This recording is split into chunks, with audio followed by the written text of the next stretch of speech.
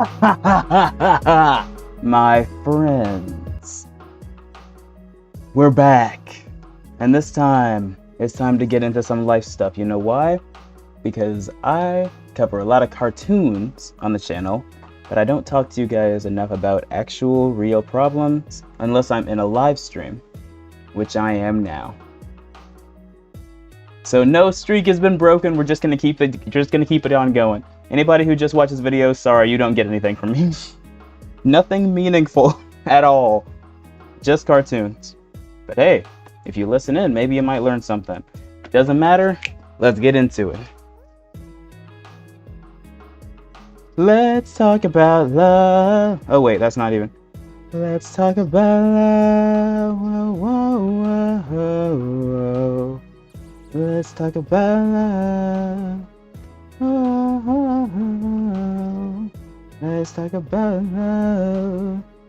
Let's talk about love. Nelly, if you don't feel any romantic attraction towards anybody, that just means you're a regular kid. Romantic attraction is something that comes when you get, into your teens or late teens. Sometimes even a little later. It really just depends on who you are. But eventually, the vast majority of people feel it. I don't think there are any people who do just not feel it. God dang it. See, you'll find somebody eventually, who makes you feel, Miguel. Oh, you're 14. It is completely 100% normal for you not to be attracted to anybody.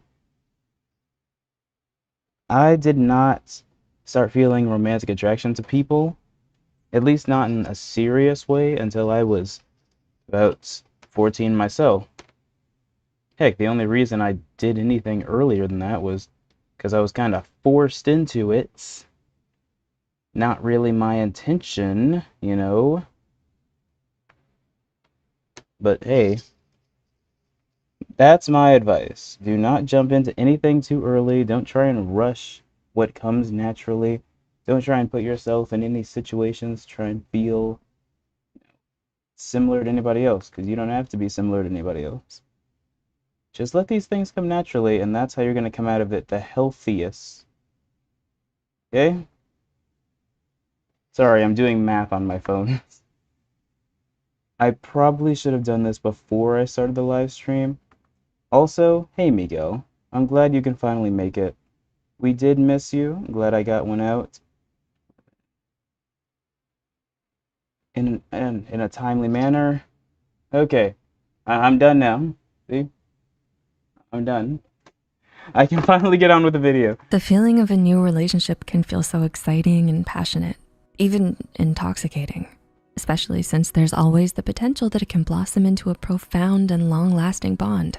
However, it's always important to stay attuned to the behavioral patterns of our partners because— Guys, all right. All your friends are yelling at you. That's because your friends are fast. Tell them to calm down. It is not that serious. You guys are children. it can help us detect red flags early on. Being observant of toxic behaviors from the start can prevent us from— Look in that case. Jesus Christ, I'm stuttering. Let me think about my words before they come out of my mouth.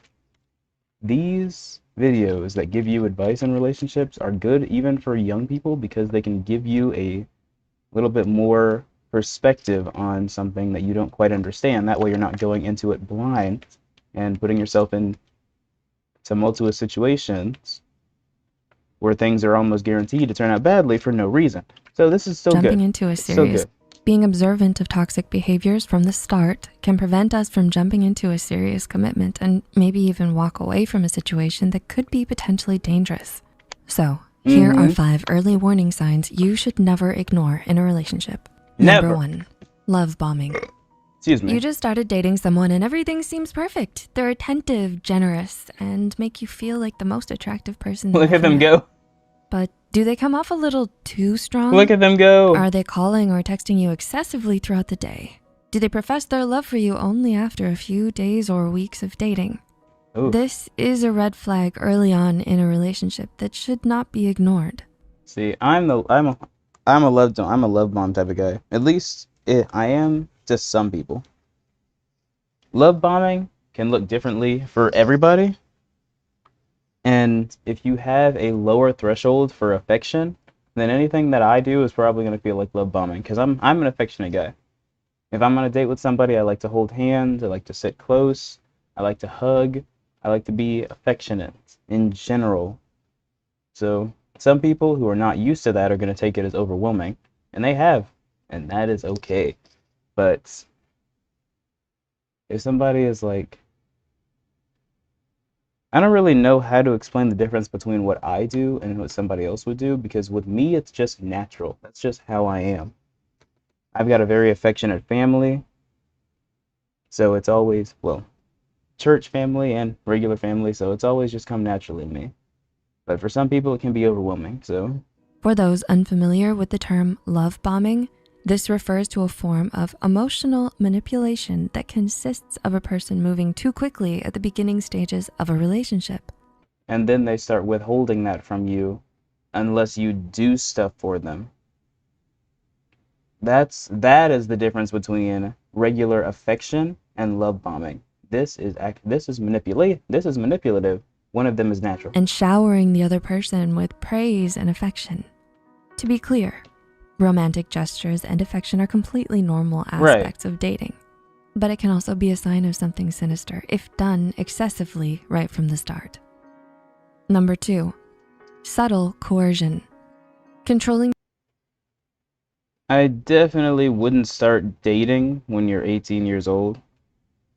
But I also would not just start dating out of the blue. For both of you guys and anybody else, just let it happen. It's going to happen. You're going to feel romantic attraction to somebody. You're going to want to get to know them better. You're going to want to hang out with them outside of school. Don't try and set limits on it because you don't know anything yet. Just let it happen, okay? That is the best advice I can have for you. Let life flow. Behavior and coercive control are obvious signs of domestic violence and or abusive behavior. Date in your the 50s. way in which they show up at the beginning of a relationship If you're still dating in your 50s, you're doing something wrong. are usually very subtle and gradual. According to Emma Davey, narcissistic abuse expert and counselor, abusers like to be in control all the time, and they do this by tracking their partner's activity. They will monitor where you're going, who you're going with, for how long, your social media activity, and who you're talking to on the phone. At first, an abuser will apply many subtle coercive tactics. Don't. If you don't want to, then don't. That's what you do. Such as needing to know about your daily whereabouts, making suggestions about what you should wear, etc. And masking these demands as altruistic by claiming that they're concerned for your safety and well-being. If you notice that your new partner requires that you inform them of everywhere you go and feels the need to accompany you everywhere, then this could be a warning sign. Like you're a dog or something. Hypersensitivity. If you've been with your partner for a short period of time and you've noticed that they're easily triggered by innocuous comments or harmless jokes, then this could be a sign of hypersensitivity, which is a common trait amongst most abusers. Innocuous means non-threatening or comfortable. I walk up to people and call them innocuous just to see if they know what it means. And also as a form of observation, because if something is innocuous, then you'd feel okay walking up to it. You don't think they're gonna stab you, you know. But yes, innocuous jokes being taken as offense or personal attacks. No, it is not. We're not talking about racism. We're not talking about sexism. We're not talking about suicidal ideation masked as jokes. We're not. Nothing that is legitimately offensive. We're talking about actual innocent jokes like, dang, son, your shoes look big as heck. It's also common for these individuals to take unrelated or harmless comments as personal attacks and twist the narrative, such as claiming that you're trying to disrespect them when you're merely just disagreeing with them and expressing your own opinion. Bigfoot. Number 4, they dislike your friends or family. For no reason. Does your new partner express disapproval every time you go out with your closest friends or family members? They might make you feel guilty for spending time with those closest to you and try to convince you that they're bad influences or say that you're too good for them. And now I'm gonna play devil's advocate again because that's literally my role in the bottom of the screen. But no, actually, I'm not even playing contrarian. I'm just giving extra context. If they hate your friends and family for good reason, if your friend has cheated on his girlfriend 17 times, so your partner doesn't want you hanging around with him, that's a good partner. That is a good partner right there. This is a subtle tactic that abusers use to slowly isolate you from your support system. So it's extremely important to be aware of this early on and check for patterns of possessive behavior. And then tell your parents, because he shouldn't be doing that. Number 5. That's animal abuse. Rushing into commitment. If you just started dating someone and oh, frick, that's me. Oh no, I am a walking red flag. See, I wasn't completely number 1, but number 5, yep, that stinks. Yeah, you can sense that they're trying to pressure you into a committed relationship and rush into important milestones. Whoa, no, not that. Not the milestones, just the title. I just want the title, but yeah, you got to take these things slow. You can't be all in all at once. That's not how these things work. If you try and rush, you're going to miss the red flags. Then you're going to be in a committed relationship, and then you're going to realize what's wrong with it. So no. Such as meeting each other's families and don't do what I do. Together. Then this is a huge red flag that should not be ignored. This is usually in tandem with love bombing, where the person will idealize their significant other and smother them with praise and attention. Another sign of this is saying the words, "I love you," after a very short period of time, except for my mother, pressuring you to do the same. If this sounds familiar to what you've been experiencing in your new relationship, you may need to proceed with caution. You have agency over your life. And you shouldn't feel obligated to commit to a relationship if you're not fully ready. I appreciate that. No, I've not said I love you to anybody in a long time. Okay, we did the red flags. Let's go about the green flags. Hey, Gamer Chance. Yep, love bombing, coercion, hypersensitivity, disliking friends and family, and rushing into commitment. We got the red flags. Let's do the green flags now. Picture this. You're seated across from your crush, it's sipping me. coffee or sharing a meal on your first date. You're nervous, but excited to see where this is going. But did you know that there's actually an important step you forgot to take that's going to determine whether or not this ends in heartbreak for you? What do we do? See, most people just dive headfirst into relationships once they find someone they like. Aww. But having a clear vision of the kind of person you want to be with and how you want that relationship to be is essential to intentional dating. Now that, I've got that down. I know exactly who I want or what type of person I want. Although that image, it fluctuates because I feel like you'll fit into the relationship regardless of your usual disposition. Simply because, oh my goodness, what happened? What did you get surgery for? Are you okay? How's recovery? Getting physical therapy? Thing going okay? Let us know. Yeah, I hope things are all right too. But yeah, I know what I want out of a relationship, and I know that I want one. So. Of course, we differ in our individual preferences, like right. Oh, what features we find attractive or whether we value a sense of humor more than intelligence, etc. No. But psychology has more or less already cracked the code on what qualities make a great partner. So with that said, here are 7 signs you found a keeper on the first date, according to experts. The first date. Mutual attraction. All right, guys. Nah, a lot of you guys haven't even started feeling attraction towards people yet, let alone first dates. So in a year and a half, maybe 2, 3 years, when you finally do go on that date, go ahead and remember these. Write them down and put them on your door or something. Mutual attraction. The spark. Although this might seem like a no-brainer, you'd be surprised at how many people continue to date someone even though they don't feel a strong attraction towards them. Now that's true. That's very true. Some people date people that they are just not into, whether it's because they've known each other for a long time, whether it's because they're rich, whether it's because they're cool. Good job, Gamer Chance. Just because of anything. Some people genuinely just do that. And that's something that will not ever do. I'm not gonna freaking do it. Now, I feel that even if somebody doesn't match my preferences, because preferences physically don't really mean anything when you start dealing with love.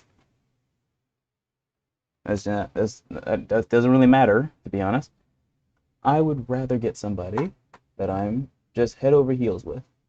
Don't even need to look at anybody else. Because that's the ideal. Okay? That's the ideal.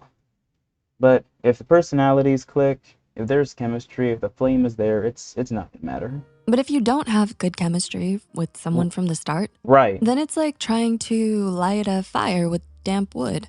It's not gonna Sure, work you might get a flicker here and there, but it's never going to ignite into the roaring blaze you're craving. at If all. you're wondering about signs of attraction, we have plenty of videos to help you, like 4 signs of mutual attraction and 6 signs of unspoken attraction.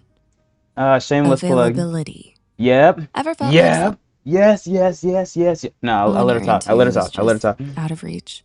Whether it's distance, busy schedules, Yep. or emotional baggage, Yep. sometimes the timing just isn't right. Mm-hmm. And no matter how strongly you might feel for them, it's better to be honest with yourself about whether or not the two of you are ready or even capable of investing your time, energy, and emotions into making a relationship work. If they are not willing to give time to you, they don't freaking like you. Do not try and push it. Do not try and follow up. If you know that they've been ducking you like they owe you some money, you haven't seen each other in several weeks, maybe even a month, and you're supposed to be together? No, they don't like you anymore. They don't like you anymore. You may as well just pop the question. What are we doing? Should we just break up? Is there a reason behind this? And if they don't give you a legitimate reason, just goodbye. Oh, good Lord, what happened? Miguel, for heaven's sake, man. Did you at least get some crutches? Oh my Lord, everybody's getting injured. You poor lads. I'm trying to get a dang love video out here. Everybody needs physical therapy. It's not about giving up or settling. It's about being realistic and respecting both of your needs. No, you gotta give up some of that time. You gotta give up some of that overwhelming schedule of yours. You gotta give up that little mental health trip. Let me be your mental health trip. Are you gonna tell me you don't want to hang out with me because you're not in the right? Because you don't want me to see you sad. You don't want me to see you vulnerable? I thought we were supposed to like have some sort of connection, some sort of meaningful personal relationship. Whether we're friends, whether we're dating, whether we're in a romantic relationship, like, that means that we at least care about each other. It's okay for me to see you vulnerable. I'll let you see me vulnerable. Why are you hiding from me because you're not feeling bad? That just means you don't want me to see who you are. That means you don't trust me to be there for you. And that means there's no point in us continuing to communicate. Goodbye forever. Trust that things will align when the time is right, and keep your heart open to the possibilities that lie ahead. Yep. Clear intentions. There we Being go. stuck in a situationship with someone who won't lay their cards on the table can There feel a we lot go. like wandering through a foggy maze. And just like in all those videos and lives before, I told you this. If you are in a situationship, if you do not have an established title, and these stingers go on and cheat with you and go date somebody else, make out with somebody else, do whatever with somebody else, you can't be mad. Because it doesn't matter what you thought you were happy. It didn't matter what you thought was happening. What was actually happening was that you two were just around. If there's no title attached, then there's no solidification of the commitment. That means there is no commitment. Unsure of where you stand with each other? You're constantly second guessing yourself and unable to move forward confidently. But a good partner communicates openly and is clear about their intentions from the start. Is this a date? Are you in a relationship? What are their feelings for you? Where is this going? A good partner. Also, mainly, you're supposed to get physical therapy while your body is still recovering, because if you don't, it's going to heal the wrong way, and then you might die. Will be willing to talk about all of this openly, giving you a sense of direction so you're not left stumbling in the dark all alone. Yeah, what are we working towards? Genuine interest. Do you want a relationship that aims to move towards marriage? Do you want a lifelong partnership or not? Are you looking for a casual little get together every once in a while, or are you looking for a husband? You gotta tell me, okay? Ever been on a date where it feels like you're talking to a wall? Yes. Well, a good partner to be will likely be the opposite. They'll show genuine interest in what you have to say, ask thoughtful questions, and remember things you told them. They're attentive and engaged in your conversations, which is a good sign that they're invested in getting to know you and bodes well for the future of your relationship. Consideration and kindness. Respect is key in any relationship, and it starts from day one. A good way to gauge this is by looking at how considerate someone is when making plans with you. Not only will they take into account your time and availability, they'll show up when they say they'll show up. And if they can't, they'll tell you right away. Exactly.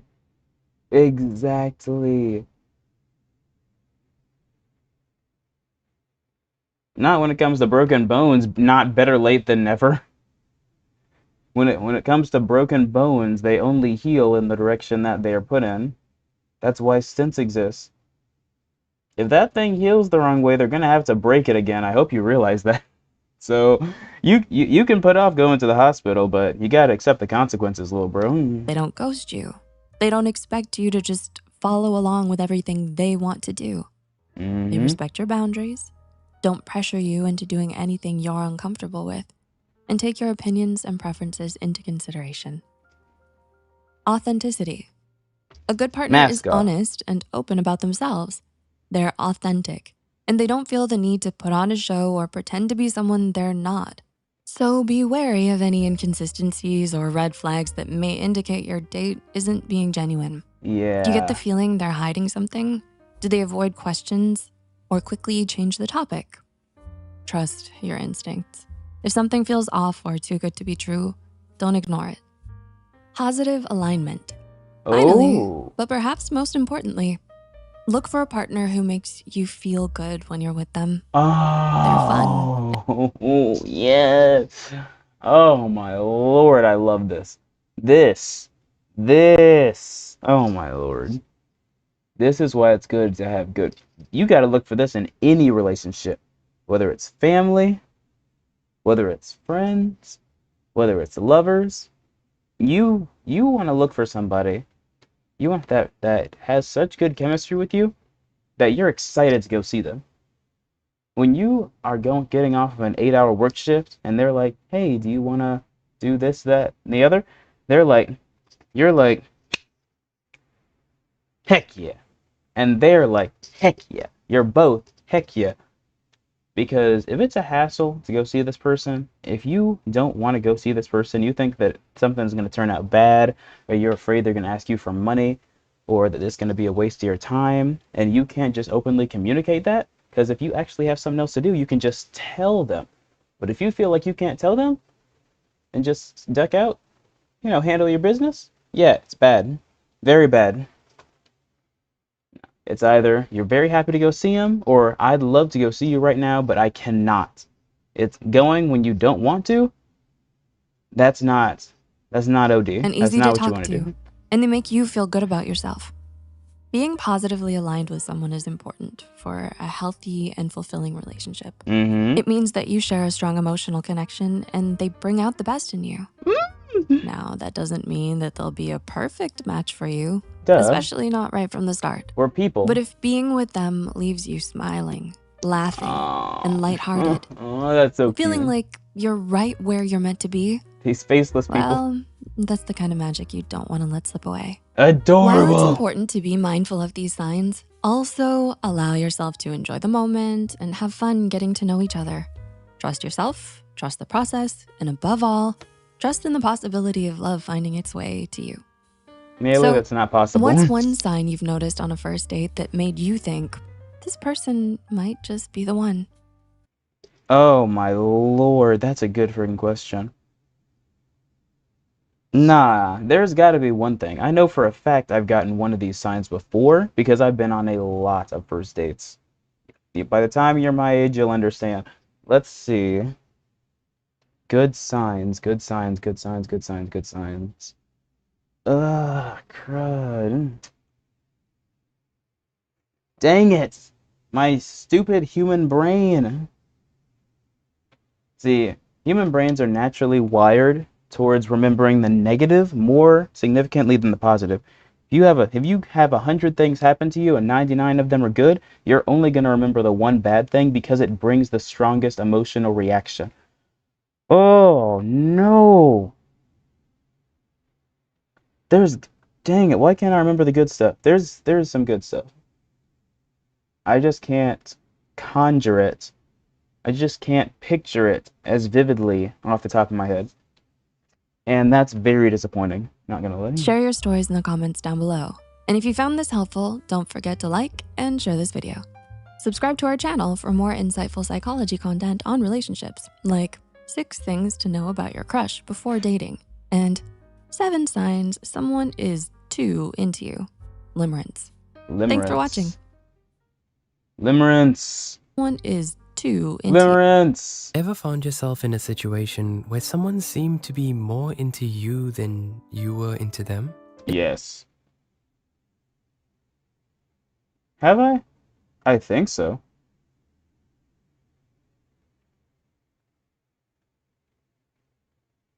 Yes. It can be flattering at first, but sometimes it can get a little intense, right? Well, psychology actually has a term for this, and it's called limerence. Limerence is an intense, unhealthy infatuation that differs from genuine love because it's focused more on idealization and obsession rather than mutual respect and understanding. Oh no. I feel like I've definitely felt this before, but I've felt this before, but it's not like it has not been exhibited unto the people that I've felt it for. Limerence. See this? An idealization that differs from genuine love. Limerence is actually a pretty natural thing. It's actually a pretty natural thing. And it's a very brief thing that happens when you're falling in love. Your attraction towards someone. No, it's more so something that happens when you're attracted to somebody that you don't know very well. Because if you don't know somebody, but you feel an intense attraction towards them, then because you don't know how they are, your mind is going to make up stuff to fill in the blanks. You're going to be infatuated with something you don't know because you just imagine that person is everything that you want in a person, regardless of whether that's not regardless of whether or not that's true. So you're going to see this person as the ideal because you have nothing to go off of. That's how this begins. And so you're like, oh my God, I need this person. They're like the perfect person. And the problem with limerence, yes, I have felt this. I have had somebody do this to me before because exactly what happened is what I'm going to tell you. Limerence dies when the ideal is not realized because that idealism is fake. It's fake. So when the person who's feeling this realizes that their ideal is not reality, all of that attraction just flies out the window. That's exactly what happened to me when I was in high school. And a girl felt that towards me. She was feeling me, man, but she was also going through something at the time. So I feel like she subconsciously wanted me to be an outlet, but I slipped up, and then she escalated way too much, and it left both of us feeling awkward, but I wasn't really sure what to do about it. On my end, I was like, well, that was not a good decision, but I mean, it's okay. We're kids. We can work through it. On her end, that girl just became depressed and did not like me for the rest of the year. So that limerence died immediately, and that's just what happened. Because it's focused more on idealization and obsession rather than mutual respect and understanding. When someone is experiencing limerence, they're totally obsessed with the object of their affection. Totally. Now, being the object of someone's affection can feel pretty good, but it's important to recognize when things might be getting... Oh God, no! That was not the example of limerence that I should have used. I've had way worse. Oh my lord! I can't believe I forgot the main example. My out of bad. hand. I'm not gonna tell that story Signs though. that That's a someone lot. might be a little too into you. There's a or lot becoming there. limerent with you. Constant contact. Mhm. Do they text you constantly, bombard you with messages, or call you non-stop? Sure, Every it's nice to frickin' hear day. from someone you like, but if this person is blowing up your phone every 5 minutes, needing constant contact from you, it could very well be a sign they're crossing the line from interested to obsessed. Yep. Physical clinginess. Yep. While physical affection is a normal part of any relationship, And that was the problem with me. Because me being an affectionate person, I have a high tolerance for it. But when I'm getting annoyed with how much somebody is trying to be with me, that's when you know it's too much. And I've actually felt that before with the person who has felt this for me. someone who is limerent might take it to the extreme. They might insist on physical contact, invade your personal space, or become overly possessive in public. So, does this person respect your personal space? Or You ever been slapped? You ever been smacked in... No, you haven't. No, you guys are kids. No, you've not. do they Never mind. constantly invade it? No matter who this person is or what kind of relationship you have with them, it's important to establish boundaries when it comes to physical intimacy. Grand gestures. Sure, grand romantic gestures can be sweet, but when they start to feel more like something out of a rom-com than real life, it might be a sign of limerence. Haven't gotten that one, nor have I. I've wanted to do a grand gesture before, but it never panned out. Never. Think Ted Mosby from How I Met Your Mother. Are they constantly showering you with extravagant gifts or planning elaborate surprises without considering whether you actually want them? While it's Oh, nice gifts? to feel That's me. appreciated, it's also No, that's me. important for gestures to feel genuine and thoughtful, not forced or over the top. These acts or gifts are supposed to make you feel loved, not overwhelmed. Idealizing you. It's one thing to admire someone's qualities, but it's another thing entirely to put them on a pedestal. For example, they might be quick to dismiss any negative qualities or mistakes you have, believing you can do no wrong. You get the sense that they believe being with you will solve all of their problems and make their life complete. This is a sign they're more infatuated with the idea of you rather than who you actually are. Yeah, that's absolutely true. Because during my little limerence situation, they did not care what the situation was, because they wanted more than I wanted to give. Because I wasn't looking for that from them, because they were mentally unwell and they simply weren't compatible with me. But they didn't care what it was. They just wanted to be with me regardless, and that was the problem. It's like, I don't care what title's behind it. I just want to be with you. No, that's not healthy. I'm so glad we don't talk anymore. Loss of identity. Have you noticed that this person seems to have lost sight of who they are outside of their feelings for you? Yep. Did they stop talking to other people in their life and only Yep. seem to want to spend time with you? Maybe they've started adopting your interests, hobbies, and even mannerisms as their own. Yep. While it's flattering to have someone admire you, it's also important for them to maintain their own sense of self. Can't take no for an answer. This is a big one. No means no, Unfortunately. right? But someone who is too limerent might have a hard time But accepting why? rejection. Do they respect your decisions, or do they try to override them? They might try to manipulate or guilt trip you into changing your mind. Ah, frick. No, I'm thinking about other people, guys. don't think about other people when you watch these videos. Think about yourself. These videos right here, these videos may be referring to someone else, but the point of them is so you can reflect on your actions and try not to mimic these behaviors, because these are toxic behavior. You are the one who's got to control yourself. You can't control anybody else, but you can control you. So you should not be doing these things. or even resort to more extreme measures to try to win you over. Right. It's No important means no, to children. stand firm within your boundaries and not let anyone pressure you into something you're not comfortable with. Consent is key. Extreme jealousy. Oh God, I hated this. I hated this so much.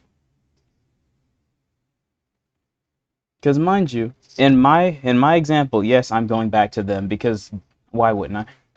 In my example, the person who was very limerent with me, I would be going out and doing things that I would normally do. Doing shows. I was in a play during this time. I was running for office during this time.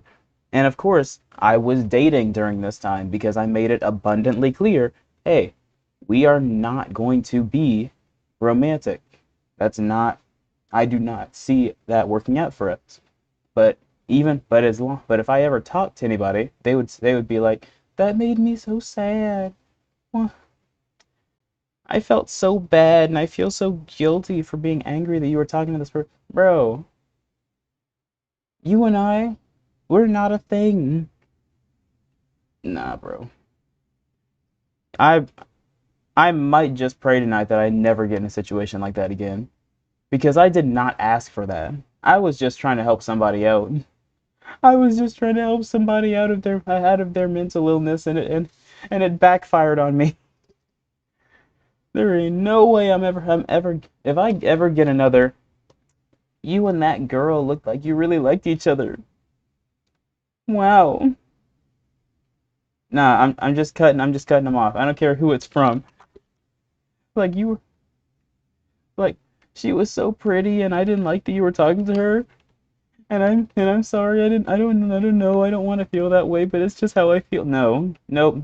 You've got a problem. Go to therapy. A little jealousy is natural in any Holy relationship. crap. Hey, But Muddy. if someone is overly possessive or jealous of any attention you give to others, Hey, it object. could be a red flag. Do they closely monitor your interactions with friends or get upset when you talk about other people in your life? Yes, Do they I police your just other said that. relationships and dictate who you can and can't spend time with? Do they seem paranoid about your friends or even strangers being friendly with you? Healthy That's not the reason I modded you. relationships are built on trust and mutual respect, Not the only reason, anyway. not possessiveness and jealousy. So if this person is crossing the line from caring to controlling, it may be a Right. sign of a deeper issue. Get rid like of 'em. limerence.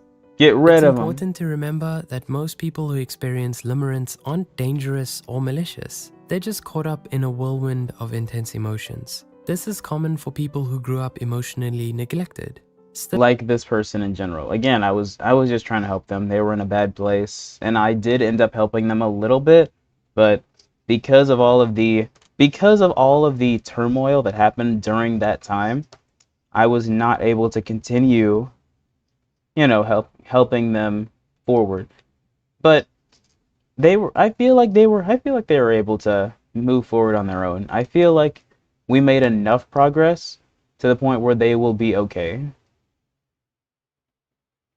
Yeah, they'll be fine. They will be just fine, I promise. that doesn't mean you should tolerate this behavior. At all. If you see it, don't be like me and put up with it just for the sake of trying or wanting to help somebody. Just let it go. Because the longer you sit in it, the longer you sit in that crap, the more it's gonna stink. Especially if you're uncomfortable. It's natural to feel conflicted, especially if the person experiencing limerence is a friend or someone you care about deeply. But tolerating this behavior is only going to keep this cycle of unhealthy feelings and attachment unchecked. Exactly. By setting some boundaries, talking openly, and making sure you're taking care of yourself, you're not only keeping yourself safe, but also helping both of you grow.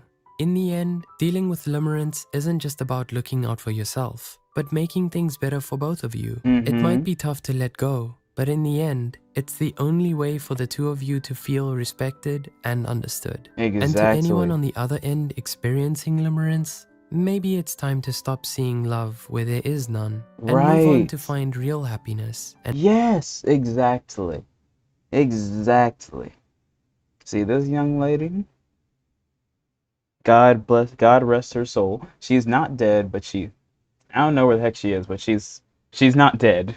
I'm just wishing her best. I encouraged her to find other people. When she did, I tried to help her through the relationships, answer any questions she had. Now, I don't care what the heck she's doing. She's probably alright. real love. So, how do you differentiate between genuine feelings of love and unhealthy infatuation?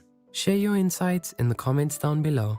And if you found this video helpful, let us know with a like, share, and subscribe for more insightful content. You can also click here to watch more videos like this, like 7 types of people you should never date, 6 signs you're abandoning yourself for others, fawning, and 5 signs it's enmeshment trauma, not love. Bow. We all have Yeah. You're guys. I am on a love kick. Okay, we're gonna talk about all the crap. Okay, 7 types of people that we should never date. My friends, all you youngins out there who have not even dipped your foot into the pool of romance, you're gonna be the most educated people ever. Okay, you're gonna be so well adjusted to the idea, to the concept of romance, that by the time you start immersing yourself in it, you're gonna pick somebody, you're gonna see all these green flags, you're gonna say, I did good. And if it doesn't work out, it's gonna end with mutual respect, it's gonna end amicably. You guys are probably gonna continue wishing each other the best. There's gonna be no hard feeling. What's that thing the little girls do nowadays? It's is that it? Yeah, I think that's it. I don't know. our own unique preferences when it comes to dating. But there are some personalities out there you'd probably be better off avoiding The Grim altogether. Reaper. It's not about judging or attacking anyone, but simply spotting the red flags before. It's not about judging Why does he look like that? or I'm attacking sorry. anyone, but That's simply silly. spotting the red flags before you get into deep.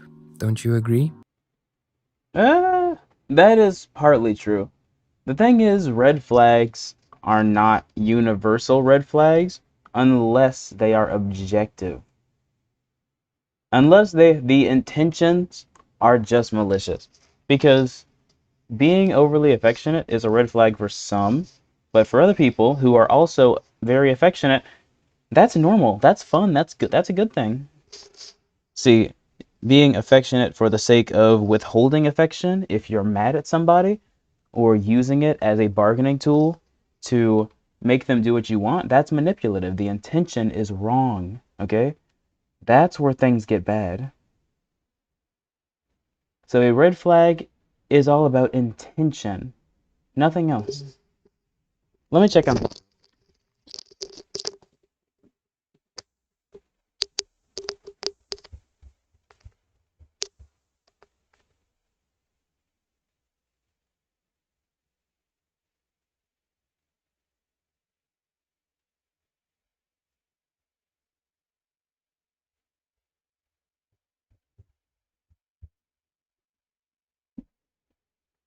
Sorry, I have a casserole. I have a casserole in the oven and I just went to With that check. said, let's talk about the red flags before you get into deep. Don't you agree? With that said, let's talk about some types of people you might want to swipe left on. Right. The pick-me. Ever met someone who's got a Ugh. serious case of the pick-me syndrome? They're like If any woman says that women shouldn't be allowed to vote, that means you shouldn't. That means you shouldn't do it, guys. desperate contestants in a talent show, acting over the top to grab everyone's attention. And they're not above throwing shade at others, Right. even their own friends, just to shine brighter themselves. When they say, I'm not like most people, I'm cool and I'm not different, like other what they're really girls. screaming is, please pick me. Look at how much I need validation. And who needs that? Dating a pick-me is exhausting. But remember, everyone has their moments of seeking validation. Yes. It's crucial to understand and communicate openly to foster a healthy connection. Yes. Everybody has those moments where they're just attention seeking. And it often happens when you're down about something, when you've suffered a loss, when you're embarrassed and you just need somebody to kind of lift you up. You just need something. But if it's a pattern, if it continuously happens, that means it's a that means it's a mental illness. That means it's a narcissism. That means they need therapy, not a relationship. If you can't handle me at my worst. Oh, wait. If they say the phrase, that's not a red flag, but if they act out the phrase, it is. The classic line. If you can't handle me at my worst, you don't deserve me at my best. Sounds empowering, right? But dating someone who lives by this motto is like signing up for an emotional roller coaster. They're likely using it to justify their erratic behavior. Healthy relationships thrive on understanding and compromise, not ultimatums. Everyone has their ups and downs, but a loving relationship is built on mutual support, not a constant test of endurance. The ghost was right. Point of that one was if they say that stupid phrase on social media, that doesn't mean that they're inherently bad, but if they act it out, i.e. justify their bad behaviors because they are just going through something, you got to handle me. You got to take everything that comes with me. My terrible attitude, my pessimism, my snarky comments about your waistline, me calling you fat behind your back. No, that's never happened to me because I'm skinny, but I'm sure it's happened to somebody. And if your partner calls you fat behind your back, then they're rude and you shouldn't be in a relationship with them. whisperer. You've been dating for a while, but it feels like your partner is a master of disappearing acts. Ever met someone who makes Houdini look like an amateur magician with their disappearing acts? Wow. You're texting, you're vibing, and then poof, they vanish without a trace. Okay, my bad, that's me. My bad, that's me. That's not because I'm trying to disappear, it's just because I don't text very often.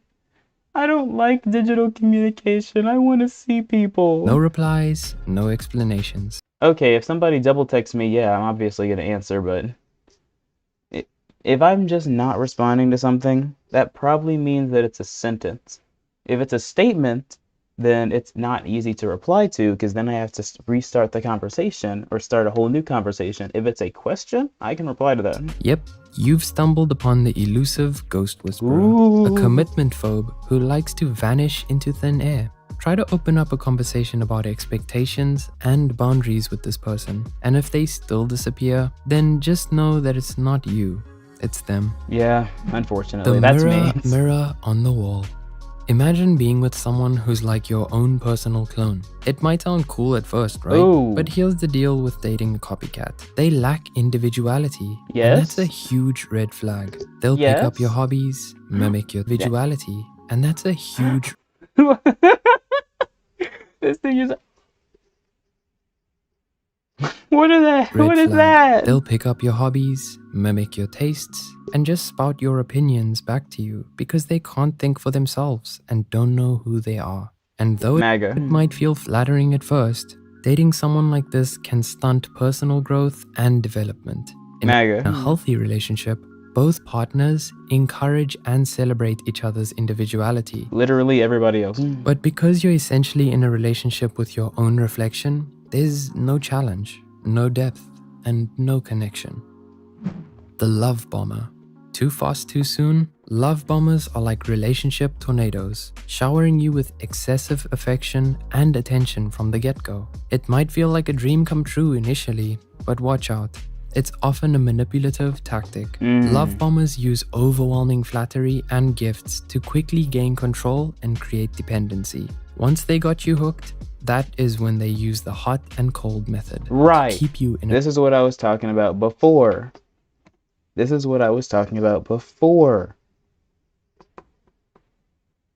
You've got your affection, and then when you do something they don't like, suddenly they're not affectionate anymore. It's like, whoa, what happened?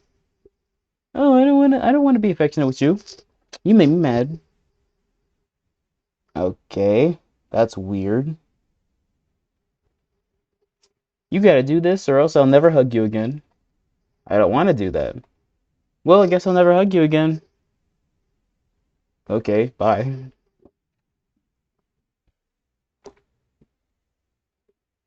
That is the appropriate response. Trauma bond.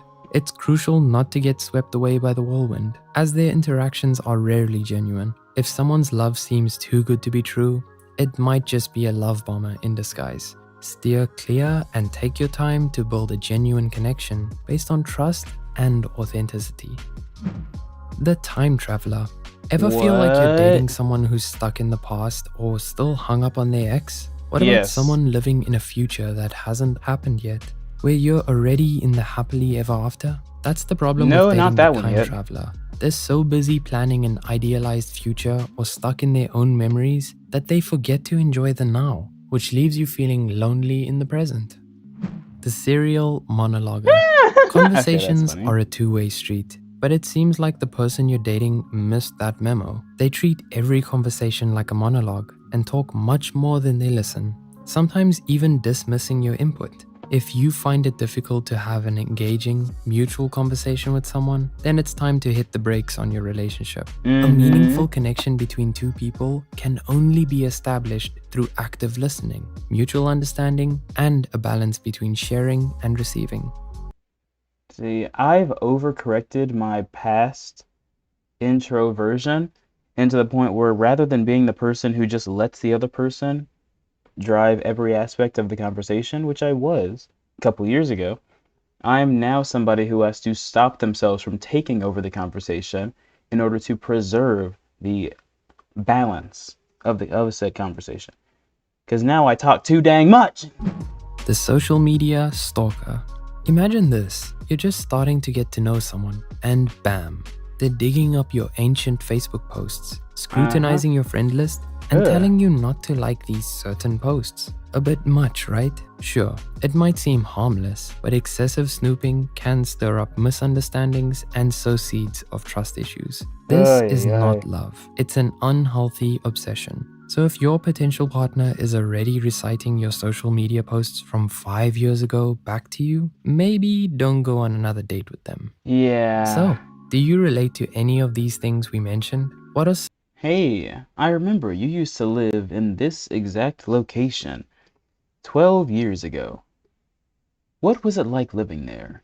Do you remember this person in your friends list? Did they also live there? What school did you guys go to? Oh no, I can deduce based on your location that you probably went to this school. Is that correct? Oh, you're wondering how I know this much about you. Well, I did a little bit of digging, and then I found all of your personal information by typing your email address into a Google search bar, including your address. Oh, you're walking away? Come back. We're not done with our date yet. I know where you live. I'll show up there if you walk out.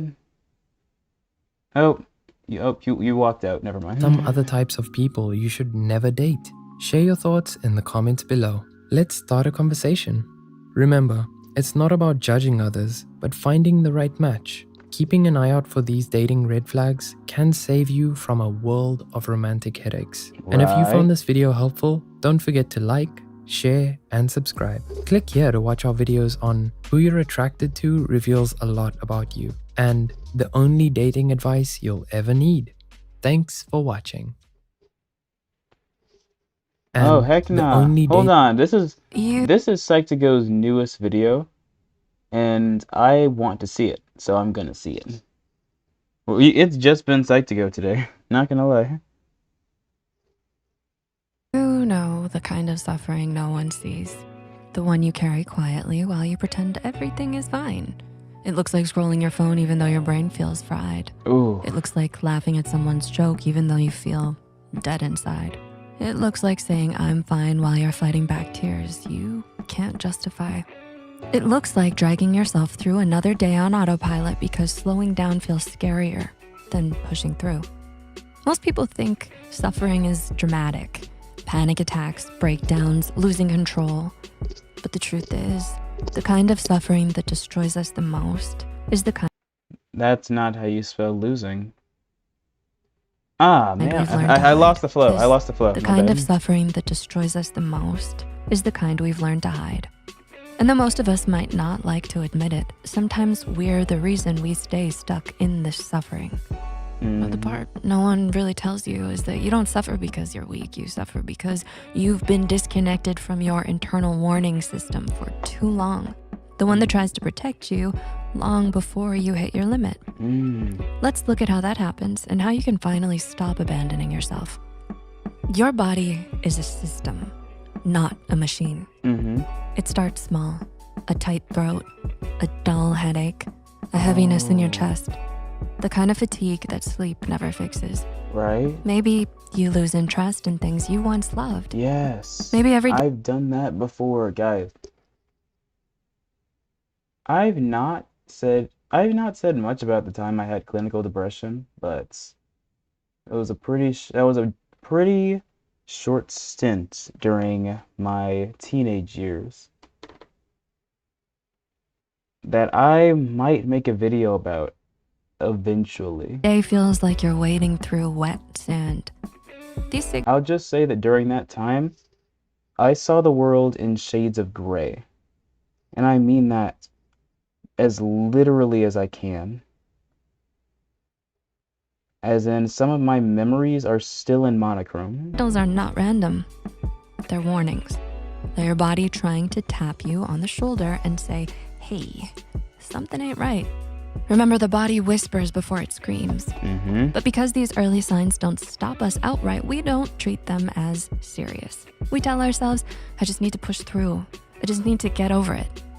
Everyone else seems fine, so we ignore the whispers. We minimize them and we keep going. And this is where the suffering deepens. I've got to say, that is when just about everything, and I mean everything, goes wrong. And that is for just about every aspect. If you overwork yourself and then burn out, then you're going to continue being stressed, because while you're burning out, while you're fatigued, while you're not getting anything done, there's still going to be that work that's piling up. At the end of it, not only are you going to be fatigued, you may not be fatigued anymore, you'll have gotten your rest, but at what cost? If you just rested in the beginning, then you could have maintained enough mental stability to push through that work and not have to deal with it. Now it's all piled up, and you had to force yourself, your body had to shut down in order for you to focus. It's like getting a sports injury and then playing through it. Continuing to play even though your knee, your arm, your freaking shoulders messed up, your foot. Playing basketball on a broken foot, I've heard somebody doing that. What do you guys think happens if you don't get that checked out in time? If you continue stressing those things, then eventually they're going to stop working, and then you're going to be forced to stop. And if you're forced to stop, then you're going to lose way, way more progress than if you just went over to the hospital and got it bandaged up. You know what? I'll actually give an example. I'll give an example. Fractured shoulder. Junior. In high school. Number 2 in the state in wrestling. Didn't want to break his undefeated record. Kept pushing through, meet after meet, 2 meets a week. Once the winter season ramped up, he kept winning his matches. His shoulder kept getting worse, but because it was not buzzing, or because it was just buzzing and he could still use it, he kept using it. He lifted his weights, he got on the mat, he practiced, he went to bed with that pain, he woke up with that pain. And then what do you think happened to the shoulder? It didn't stay fractured, it broke, ending his season and forcing him into surgery. And what happened after that surgery? You have to take several months to recover. Then you don't get the spring season to continue practicing wrestling. Then the next year, by the time he gets back, he's lost hella muscle mass in his right arm. And then he has to rework from scratch Because it only takes about 4 days to a week for you to start losing muscle mass from not exercising. How long do you think it takes if you injure yourself to get back to where you were before?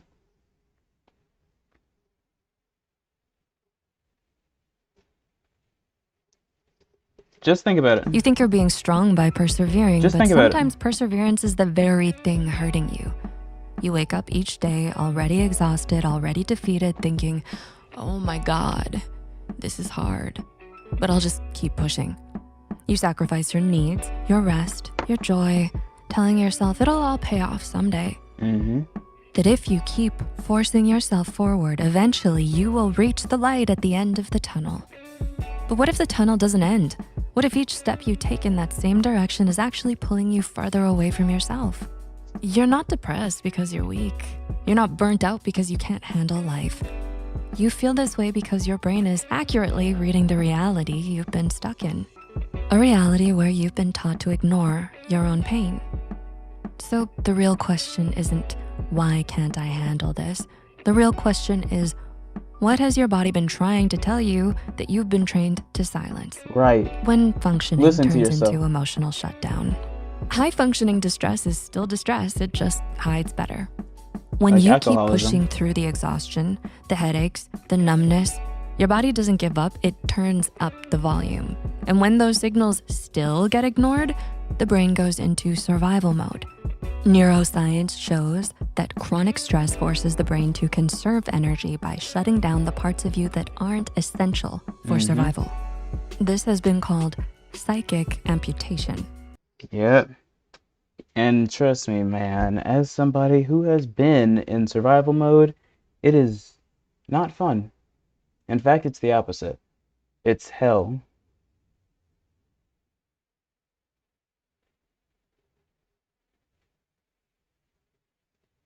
And by that I mean not that you're suffering, it's just that you don't feel anything anymore. And you just imagine what's worse, that pain that you were feeling, that fatigue, or not feeling anything. All the things that you love, the people that you care about, no reaction. You can't show them a genuine smile anymore because the only thing you're thinking about is what happens next. What do I have to do next? When do I have to do it? You're not thinking about, hey, I'm so happy living right here, right now with these people that I actually care about. You're somewhere else entirely and you can't enjoy your actual life. And it's, You might experience this as the quiet loss of joy, motivation, creativity, curiosity, or excitement.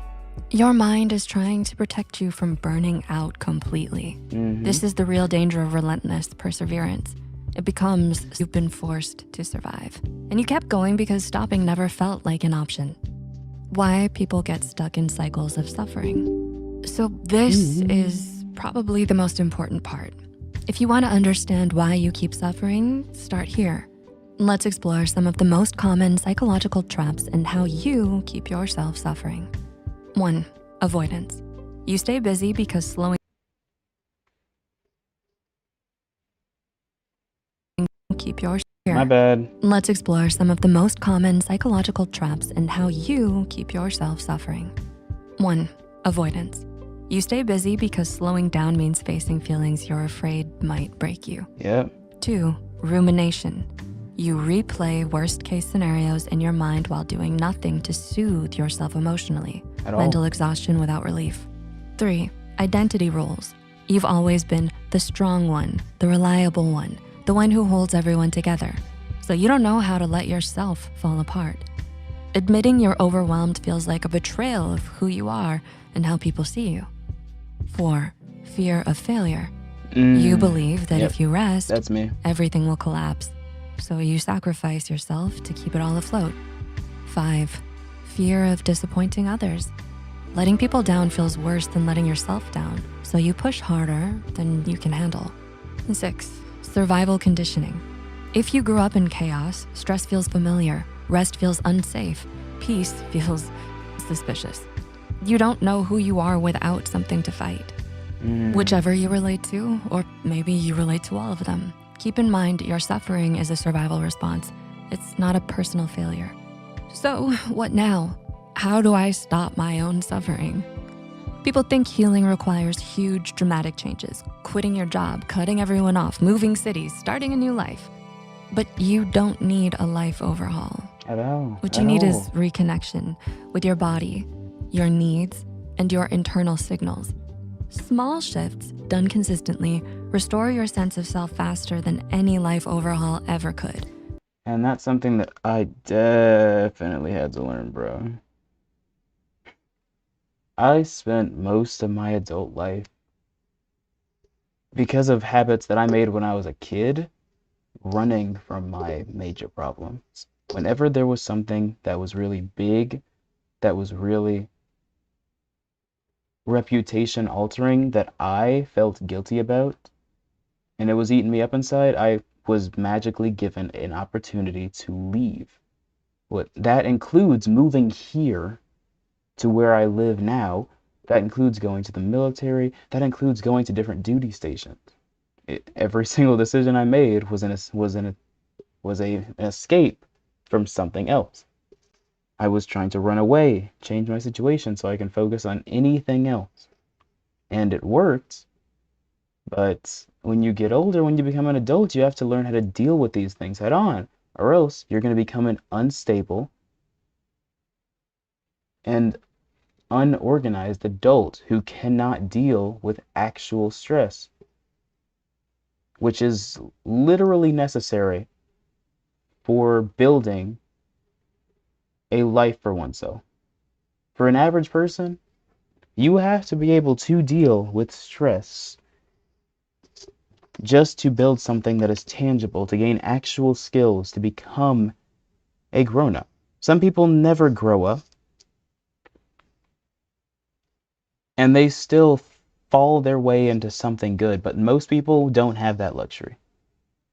You've got to learn how to handle things head on.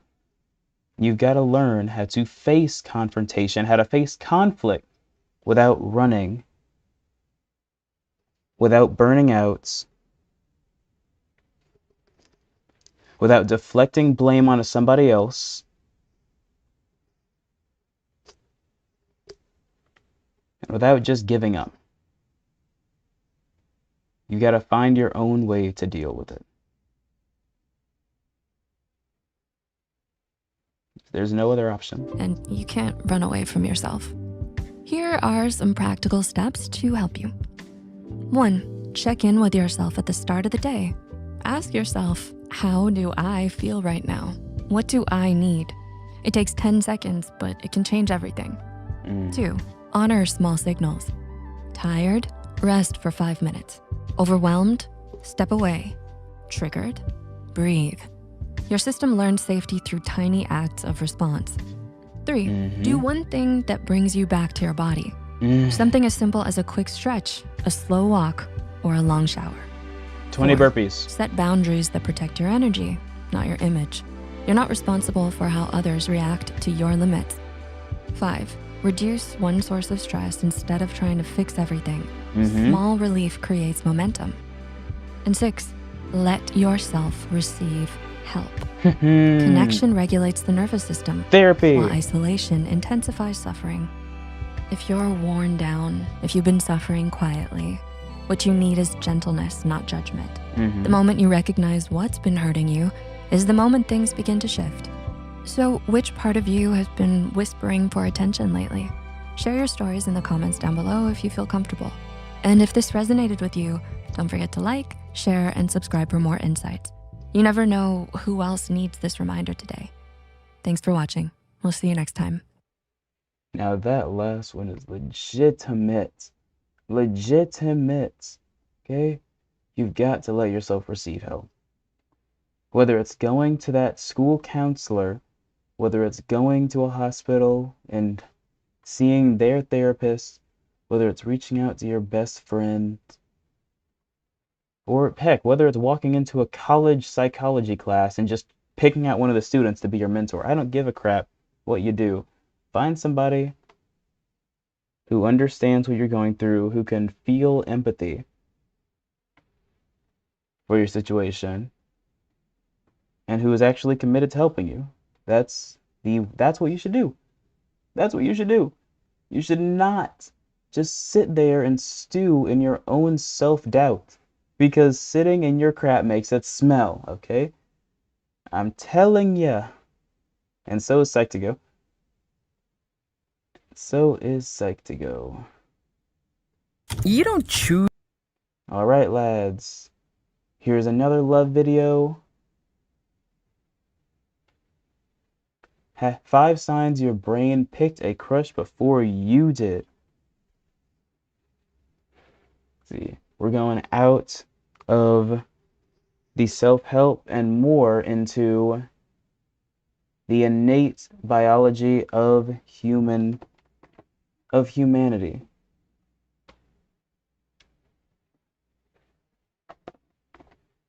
And then we're gonna learn how to tell your brain to shut up and choose your partners based on logic. You don't choose who you like. Your brain already did it for you.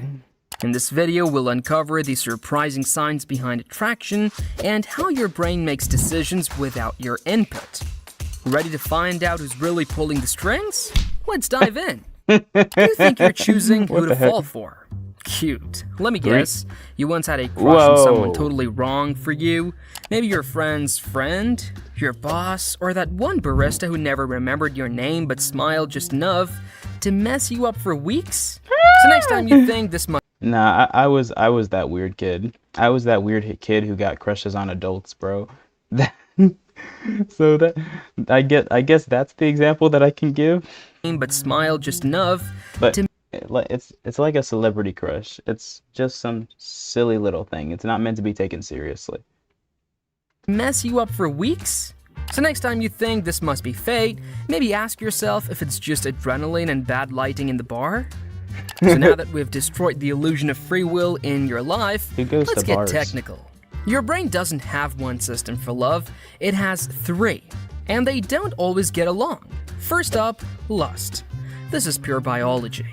Feelings fueled by hormones like testosterone and estrogen, it doesn't care about personality, goals, or red flags.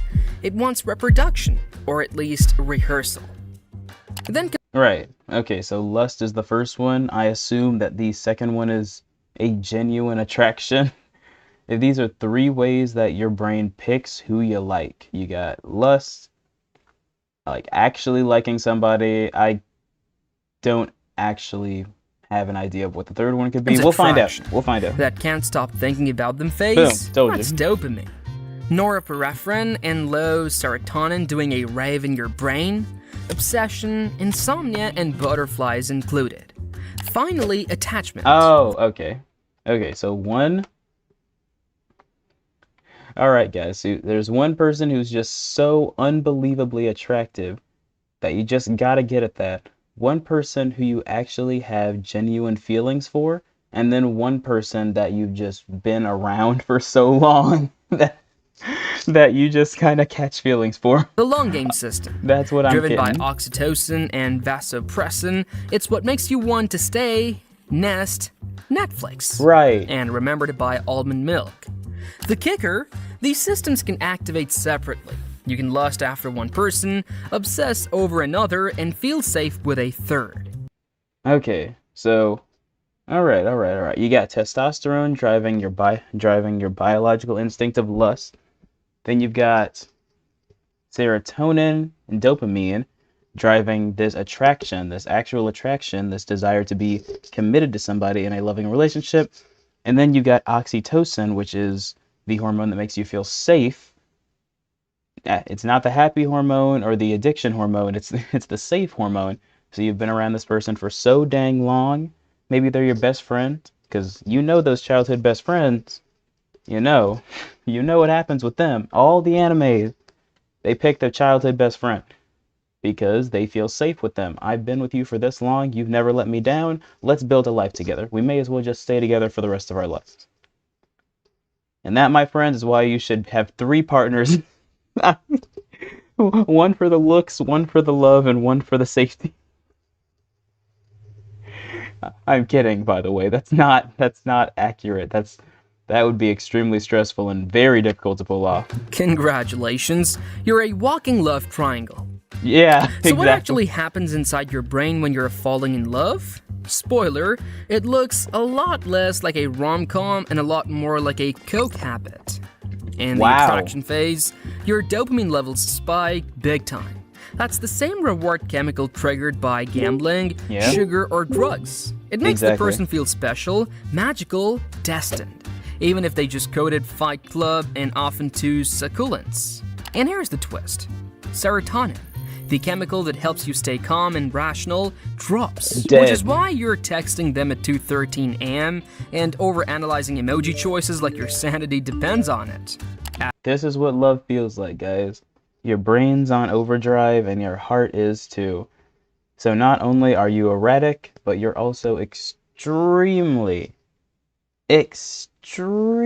interested in everything that this person's doing. Add unpredictable rewards, like mixed signals like your sanity depends on it. Add unpredictable rewards, like mixed signals or hot and cold behavior, and your brain gets even more hooked. It's not love, it's your brain binge watching a relationship that hasn't even started. Right. So, if love feels like a chemical high, why does your brain keep picking the wrong people? Your early experiences with caregivers literally shape your love map. What feels safe, familiar, or even exciting? And spoiler, sometimes what's familiar is also toxic. Yeah. A landmark study on attachment theory by Hazen and Shaver in 1987 found that people tend to form romantic bonds based on the same attachment styles that developed in childhood. Duh. If you grew up with unpredictability, emotional distance, or chaos, Not your to brain go- might now crave that same chaos in adult relationships. Exactly. And that's because we as humans learn everything through imitation. And in a lot of ways, in a lot more ways than you think.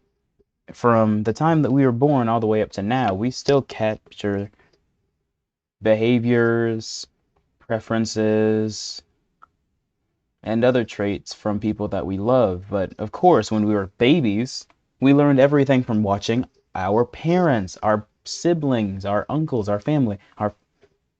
That's just how we learn. So if you were raised in a dysfunctional household, and I've had this girl I was talking about before, one of the reasons that I knew we were not compatible is because she was raised in a very dysfunctional household, and she resented her family for that, but I could also see the same patterns that she hated in herself. And I want somebody who I can build a strong family with. So it's not that having a dysfunctional childhood is some terrible thing that automatically disqualifies you from deserving love. It's just that you got to get healed. You got to get that therapy. You've got to get that personal growth so you can dispel the negative and keep the positive traits. Otherwise, you're going to carry those same awful traits that you exhibited that you saw when you were young into your own household and keep that cycle of trauma going. Why would I want that for my child? Nobody would. So, yeah. That's why some people who grew up in those situations will chase that in the future. You had a mom that was narcissistic. You had a dad that was a freaking rich, greedy, horrible person. Then you might chase a mom. You might chase a woman who is emotionally abusive, or a man who is just throwing money at you, wants you to be a slave, like, you know. Not because it's good, but because it's known. You're not falling for someone who feels right, you're falling for someone who feels familiar. And sometimes, that's just a rerun of childhood pain with better lighting and more texting. Right. You thought childhood wiring was snaky? Wait till you hear how simply seeing someone over and over can trick your brain into thinking it's love. Right. It's called the mere exposure effect, and it's Because it's merely exposure. That's the third one. That's attachment. That's attachment. You see somebody over and over and over again, and then you're like, you know what? This person's in my life for a reason. I may as well marry them. can trick your brain into thinking it's love. It's called the mere exposure effect, and it's exactly what it sounds like. The more often you see a person, the more you tend to like them. Familiarity Right. feels safe and your brain is lazy. That's why office crushes, school romances, and gym flirtations happen so easily. Your brain isn't falling in love, it's getting used to a face. Right. And then it goes, Well, I've seen this person 27 times this week. Ooh, Must Jesus. be destiny. 27? But it's not just habit. Your brain also runs a silent beauty checklist, and it's weirdly consistent across cultures. Time to talk symmetry, skin, and survival instincts. First off, facial symmetry. Multiple studies show that people rate symmetrical faces as more attractive. Why? Because symmetry is a potential sign of genetic health. So, yeah, people like things that look neat. And by people, I mean your brain. And you're not going to notice this consciously. Nobody in the world would. But, yeah, symmetrical faces are seen as more attractive. As you can see, my face is not exactly symmetrical. It's not very difficult. It's not easy to tell, but it's not easy to tell anybody's face is asymmetrical. Look, just look at my face. One of my eyes is clearly a little bit lower. I'm trying not to tilt my head at all. Looking right at the camera. One of my eyebrows goes farther back. My face is sort of offset. And nobody would ever notice this unless they were looking directly at me very closely. But I'll say I am an attractive man, but I am not symmetrical. I've got to admit that. Oh, my casserole's burning. I better finish this video. Oh, no. Evolution doesn't care about your type, it cares about offspring. Then there's skin clarity and posture. Clear skin and upright body posture signal health and vitality. Okay, I'm gonna go check on my cat.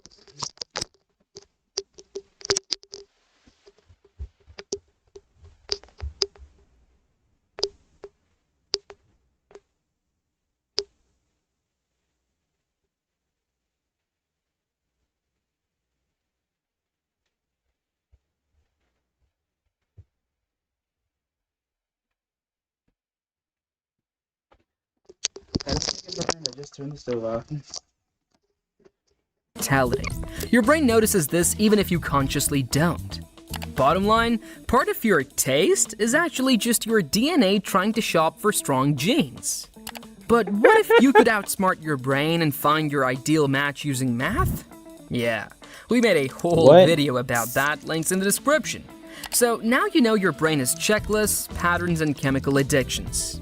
But what about the timing? Why do some connections hit like lightning and others grow slowly, quietly, and still end up meaning everything? He's crying. The truth is, not all attraction is instant. Duh. Some of the deepest relationships start as, meh, that spark you're waiting for, it's not the only path to love. Psychologists call it the slow burn. And women hate and love this. See, one of the differences in how the average man and the average woman perceive romance is that the average man is much quicker to jump into romance than the average woman.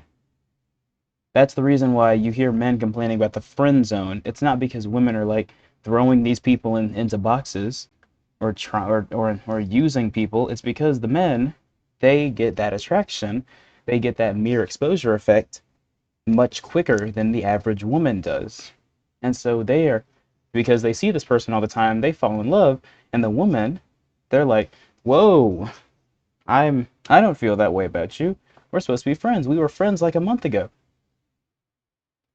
And the guy's like, well, we were friends like a month ago, but now I want to be something more because I've spent enough time with you that I am now attracted to you romantically. And the woman's like, wow, well, that sucks.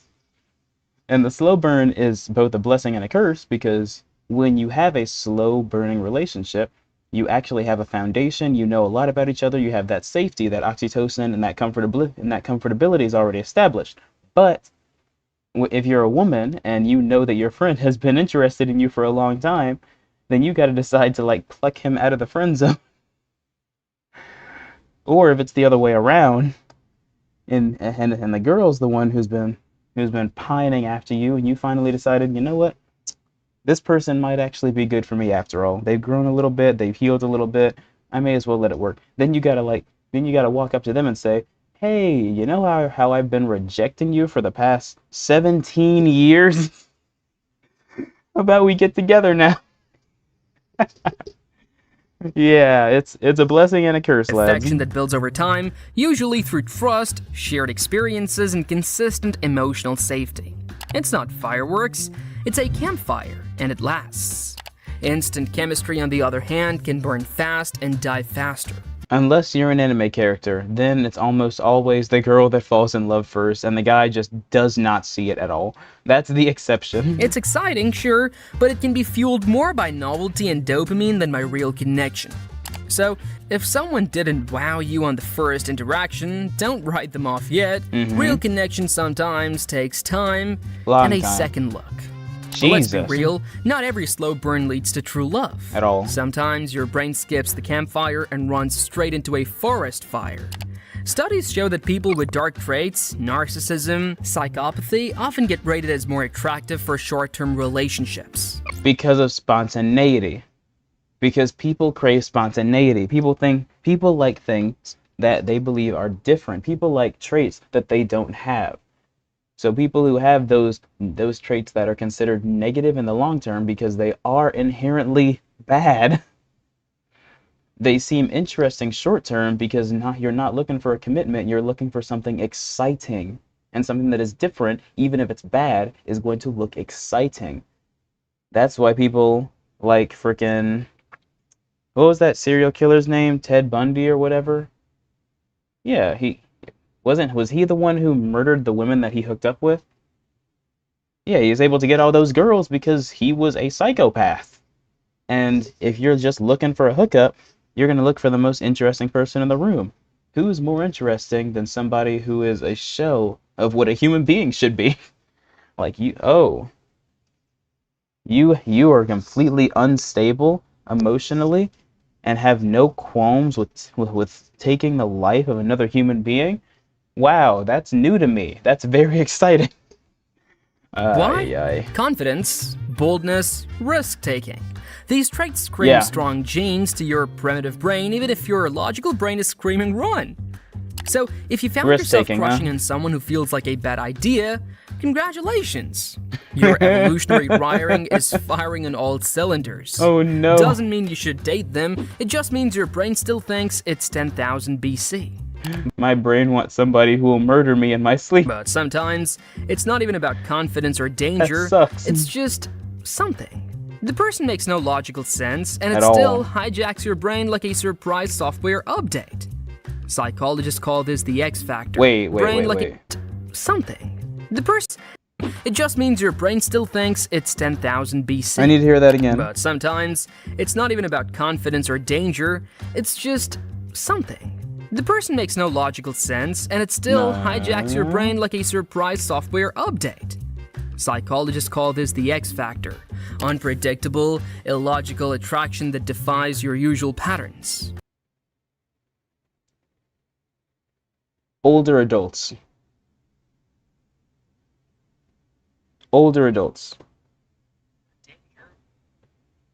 That's my X factor. The thing that goes against my preferences for a romantic partner is the recommendation of somebody else. Because I'm telling you, ever since I was a youngin', this has been true. If somebody who is older than me, who I respect as an authority figure, says, "Hey, this person might be good for you. Why don't you talk to them?" Even if it's just a joke, then my brain will begin building an attraction to them. That is not, I'm not lying, guys. I am not lying. I'm telling you, this has happened a lot more than you might think. Like, some older person would be joking about how I would be good for this person it's like, "Oh, she's in your age group. She's got this, she's got that." And then out of nowhere, I'm just like, "Oh, I don't know, maybe I should give it a shot," even though I would have never thought that before. I'm telling you, it's the craziest thing in the world. It happened to me 3 times last year. I don't even know how I put myself in the position to be trying to be recommended different women from people in their 50s. Like, I don't even know how I get there. I don't know how I ended up in the situation where older people are just saying, oh, you guys should get together. And it's not even a serious thing. It's just because, like, I happen to be somewhere with another person, with another young adult, and they're like, oh, you two are in the same age group. You should start dating or be attracted to something or whatever. And then my brain just goes, you know what? I don't care who they are or what they look like. You're right. I'm gonna go do it. Just recommendations in general. And I'm a weird guy. I'm a weird guy, bro. No, it's not even from older adults, to be honest. It's really just the recommendation or the invitation. Like, if somebody says you should date this person, then my brain will take that as a sign that I should. Maybe I'm just really easily coerced. That is not a good trait to have. Sometimes it's timing. That is not a good trait to have Sometimes at all. it's vulnerability. Sometimes it's just chaos. And suddenly all the checklists, height, Doesn't matter. career, Spotify playlists disappear. You feel something deeper, something real. Science can't always explain it, but if it works, if it heals something in you, maybe it doesn't need to. It doesn't work, guys. It doesn't work. It really doesn't work. Do not abandon your preferences just for this random spark of love, please. It might ruin your life or at least your day. That's not what you're supposed to do. No, please, for God's sake. This is how you end up a college-educated woman with a bum husband, bro. It's like you feel a little spark and suddenly like you just got this deadbeat on your couch, bro. You do not need to do that. That's how you end up with somebody who matches literally none of your preferences, and they're not even interested in you for real. They just like your company. Don't do it, guys. It doesn't matter who tells you that you should, whether it's a joke or whether they're serious. It doesn't matter. Oh, you two would be good as a couple. No, we wouldn't. Nope. I'm never talking to her again. Just Let's because be honest, you said that. you don't choose your crush. Your brain made that decision. Because my brain will literally say, oh, we would? Wow, I don't even know who you are. We should get married. No. 3 seconds let's not do after that. they smiled. Dopamine, childhood baggage, office proximity. It's not fate, it's a glitchy algorithm with attachment issues. But hey, knowing how the system works, that's your cheat code. So tell us, when was the last time you caught feelings for someone totally wrong? Yesterday. No, okay, I'll answer the question seriously. When was the last time I caught December. Literally last month. That was the last time. And then it happened twice. So no. Leave a comment below, subscribe for more psychological sabotage, and see you next time. Psychological sabotage. Jesus Christ. I don't think I want that, man. I don't think I want that. I don't think I want that at all, actually. Holy Hannah Higgins, bruh. Alright. That was a very love-filled video. I think that we all enjoyed that. I think that we had a good time there, and I think it's time for me to go now. Boy. Yes, it's time for me to go.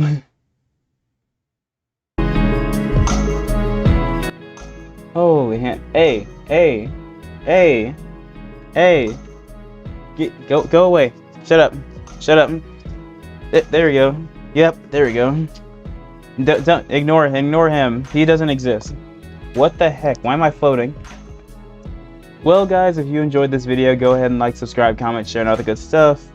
If you want to go on ahead and see some more, go ahead and recommend them in the comments. I'd love to see what you guys have to say, because you know that I'm looking for some new videos every day. You know what I'm saying, my friends. All right. Oh my god. Yeah, 3 deltas. Change, and change again. All the change. You know what I'm changing? My underwear. Every morning, because you're supposed to wash your body. Go take a shower. And your shirt. Yep, change everything. Socks, shoes, it's all of it. You are loved, you're appreciated, and you do amazing things. Like and subscribe. Hug your mother, drink your water, eat your vegetables. Just have a great week, guys. It's a good January. It's a lovely, lovely season. It might finally get cold. It might finally get cold soon. That would be great. So appreciate the time, appreciate the chills, and appreciate the people who make your life more interesting, more fun, more beautiful. Make sure they know how much you care about them, because they might not be here forever. You don't want to waste time, guys.